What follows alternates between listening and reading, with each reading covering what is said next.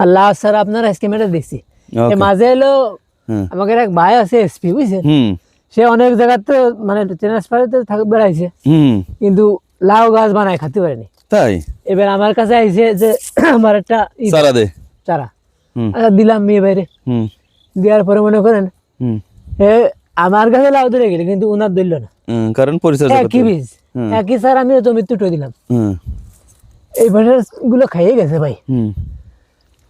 পুলা পান আছে তো, ও হ্যাঁ তা তো একটু খাবেই, পুলা পান তো একটু দুষ্টামি খালি কিছু করার নেই। আমরা এক সময় খাইছি। আপনার ওই পাশে যে বড় লাউ জমি ওটা কি আপনার নিজের? হ্যাঁ ওইটা আমার ভাই।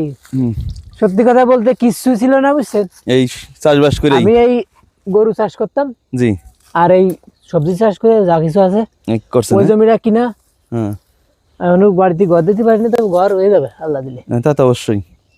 এখন তো আর জমি কেনারই নেই, না জমি আমার যতটুকু দরকার এই পাশে শশা তুলিয়ে নিয়ে গেছে, মেলা শশা ছিল ওই যে একটা, হ্যাঁ